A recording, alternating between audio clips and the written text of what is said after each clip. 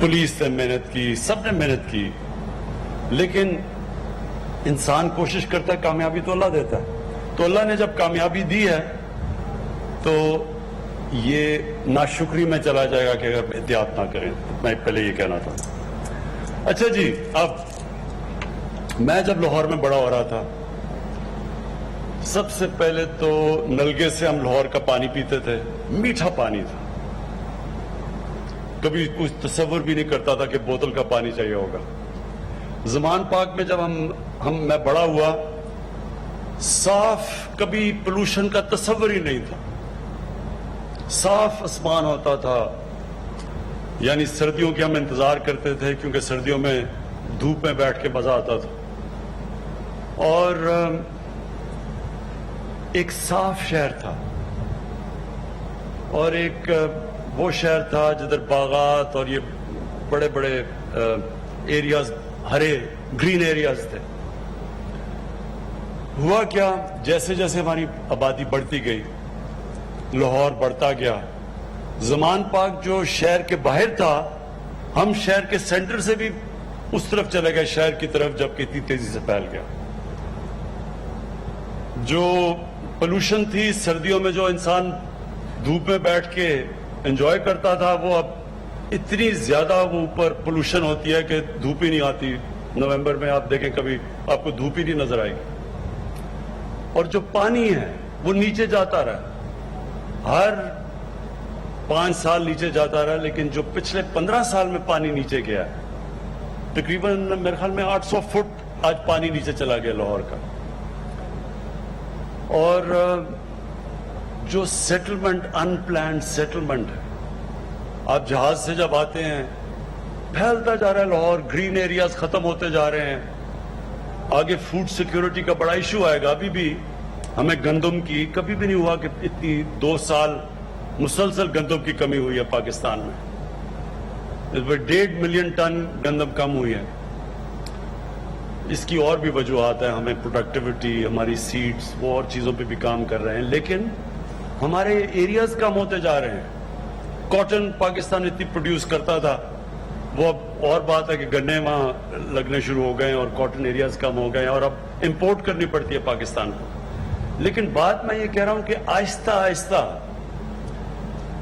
हमने देखा कि वो लाहौर तब्दील होता गया, और जो ये रावी था, हमें सबको बचपन में याद है कितना बड़ा दरिया था, वो अब सुकड़ के एक सीवरेज का नाला बन चुका है। सर्दियों में तो सीवरेज होती है, वहां बू आती है दरिया में से। आगे अगर आप देखें जिस रेट पे पाकिस्तान की आबादी बढ़ रही है, ये जो रावी प्रोजेक्ट है, ये लाहौर को बचाने के लिए, ये अब ये नहीं कि हम कोई ऐसा प्रोजेक्ट सोच रहे हैं कि अगर ये ना भी बने तो कुछ नहीं हो, ये अब नागुज़ीर हो गया है। लाहौर को अगर बचाना है तो ये प्रोजेक्ट बनना है। ये अपने ज़हन में डाल लें कि इसके बगैर लाहौर में पानी के वो प्रॉब्लम्स आएंगे जो आज कराची में, सिवियर प्रॉब्लम्स लाहौर में आएंगे। और पोल्यूशन के प्रॉब्लम्स तो अभी जो लाहौर में अब पोल्यूशन के लेवल्स हैं, वो जो डेंजर लेवल है जिससे कि लोगों की सेहतें मुतासिर होती है, उससे बहुत ऊपर निकल गया लाहौर। इसलिए ये जो अनप्लान्ड सेटलमेंट सारे लाहौर के इर्द गिर्द फैलती जा रही हैं, ये अब जरूरत एक है कि ऐसा शहर बने जो मॉडर्न सिटी हो, जिसमें सारी मॉडर्न सिटी की सब सहूलियात भी हों, जिसके अंदर प्लानिंग करके हम अब ये ना करें कि शहर फैलते जाएं, क्योंकि याद रखें जितने शहर फैलता जाता है आप उनको पहुंचा ही नहीं सकते। आपको इतना खर्चा आ जाता है उनको गैस और बिजली पहुंचाना, उनको सीवरेज पाइप्स पहुंचाना, फिर जो वेस्ट डिस्पोजल है, गंदगी आप नहीं उठा सकते। जितना शहर फैलता जाता है आपके पास इंफ्रास्ट्रक्चर नहीं होता गंदगी उठाने का। ये शहर पहले तो ये ऊपर जाएगा, इसमें जो मॉडर्न सिटीज होती हैं वो फैलती नहीं जाती, वो ऊपर जाती हैं, क्योंकि आप ज्यादा आसानी से अम्यूनिटीज पहुंचा सकते हैं वहां। वो ज्यादा आसान होता है गवर्नमेंट के लिए, उनके लिए पानी, सीवरेज वगैरह सप्लाई करने के लिए। एक तो ये ऊपर चला जाएगा, دوسرا یہی دریا کو بچانے کے لیے اب پورے پہلے تو ایکسٹرا پانی اس میں آئے گا, بیراجز بنیں گے, اور اس کے علاوہ جو سیوریج جا رہی ہے ساری اس دریا کے اندر, اس سیوریج کو ٹریٹ کر کے صاف پانی دریا میں ڈالا جائے گا.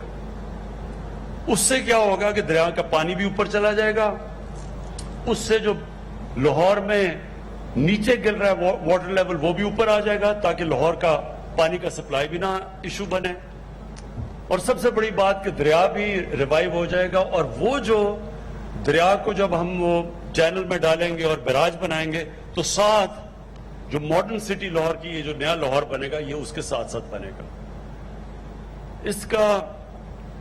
اس کے فائدے میں اب آپ کو بتاتا ہوں. کیا پہلے تو جو انیشل اس کا مسئلہ ہے, لاہور بچ جائے گا, پانی کا مسئلہ حل ہو جائے گا, ایک ماڈرن سٹی بنے گی جو پوری جو انوائرمنٹل کنسرنز وہ دیکھ کے بنائیں گے. 60 لاکھ درخت اگائے جائیں گے یہاں, پورا ہم نے ایک فارسٹ ایریا بنایا ہوا ہے جدھر پورے درخت گرین لاہور بنے گا, یہ جو نیا والا ہے. اور اس کے جو بینیفٹس ہیں وہ یہ ہیں کہ اس کا جو ہم ایسٹیمیٹ کر رہے ہیں کہ اوور اے پیریڈ اس کے اوپر کتنا پیسہ, یہ کتنا بڑا پروجیکٹ ہے. یہ جو پروجیکٹ ہے یہ 5 ٹریلین روپے کا پروجیکٹ ہے. 5 ٹریلین روپے کا یہ پروجیکٹ ہے. یہ پروجیکٹ ہے 50,000 ارب روپے کا. ظاہر ہے اس میں پرائیویٹ پارٹنرشپ آئے گی, یہ گورنمنٹ تو نہیں کرے گی, یہ انویسٹرز کو لے کے آئیں گے. اور میں سمجھتا ہوں کہ اس پروجیکٹ کے اندر ہمیں بہترین موقع ملے گا. ایک تو پاکستان میں پیسہ جو پڑا ہوا ہے ہم چاہتے ہیں کہ وہ اس میں انویسٹ ہو. 31 دسمبر تک ہمارے پاس وہ یہ کرونا کی وجہ سے اس ملک میں ہمیں موقع ملا ہے.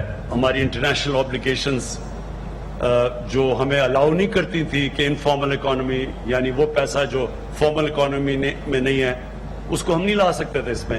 لیکن کیونکہ کرونا ہے 31 دسمبر تک ہمارے پاس ٹائم ہے کہ ہم اس پیسے کو بھی بیچ میں لے آئیں اس نئے پروجیکٹ کے اندر.